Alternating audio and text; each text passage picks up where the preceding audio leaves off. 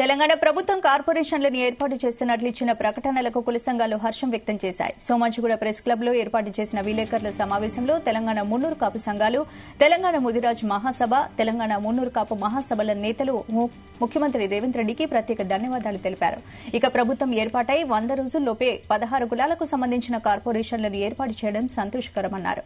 ఓవైపు ప్రభుత్వం సంక్షేమ పథకాలను అమలు చేస్తూనే మరోవైపు ఆయా కులాలకు ఇచ్చిన హామీలను నిలబెట్టుకునే ప్రయత్నం చేయడం అభినందనీయమన్నారు.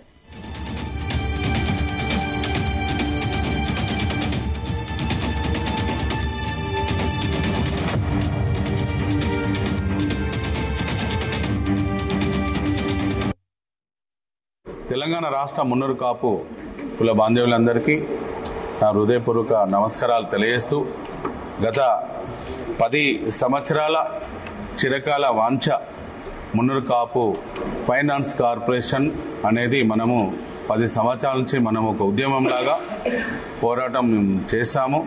ఎన్నో మీటింగ్లు, ఎన్నో ఉత్తరాలు, ఆర్జీలు ఇవన్నీ జరిగిపోయినాయి. లాస్ట్కి వస్తే ఏదైతే ఈరోజు తెలంగాణ రాష్ట్ర ప్రభుత్వం అసెంబ్లీ ఎన్నికల ముందు కాంగ్రెస్ పార్టీ దుద్దిల శ్రీధరబాబు గారు 6 నెలల ముందు అసెంబ్లీలో మాట్లాడినారు. మున్నూరు కాపులు దీర్ఘకాలికంగా పోరాటం చేస్తున్నారు, మరి వాళ్లకు ఎక్కువ సంఖ్యలో ఉన్నారు, ఫైనాన్స్ కార్పొరేషన్ వారికి ఏర్పాటు చేయండి, మరి ఏదైతే మన పిల్లలు చదువుకోవడానికి హాస్టల్స్ బిల్డింగు వాళ్ళకి ఫండ్స్ ఇవ్వండి అని చెప్పి వారు మాట్లాడిన విధంగా ఏదైతే శ్రీధరబాబు గారు మాట్లాడినారో వారి తర్వాత అప్పుడున్న గత ప్రభుత్వం ఇవ్వలేకపోయినది.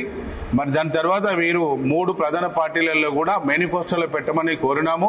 కానీ కాంగ్రెస్ పార్టీ ఒక అడుగు ముందుకేసి మేనిఫెస్టోలో మీకు తప్పకుండా మున్నూరు కాపులు రాష్ట్రంలో 60 లక్షల మంది, 24% మీరున్నారు, మీరు తప్పకుండా మాకు సపోర్ట్ చేయండి, మీరు అడిగే మీ డిమాండ్స్ ఫైనాన్స్ కార్పొరేషన్ కానీ, మీరు హాస్టల్స్ బిల్డింగ్ కానీ, మీకు ఏమున్నా కూడా అన్ని నెరవేరుస్తాము, యువకులకు కూడా ప్రోత్సహిస్తాము, ఇండస్ట్రీలలో అవకాశం అవన్నీ ఇస్తాము, మహిళలకు కూడా ప్రోత్సాహంగా అన్నిటికీ మీకు చేస్తాము కమ్యూనిటీకి అని చెప్పినారు. కాబట్టి ఈ రోజు తెలంగాణ రాష్ట్రంలో 3 ప్రధాన పార్టీలలో కాంగ్రెస్ పార్టీకి 64 మంది గెలిచిన దానిలో ముఖ్య పాత్ర ఈరోజు మున్నూరు కాపులది మొదటి స్థానంలో ఉంది.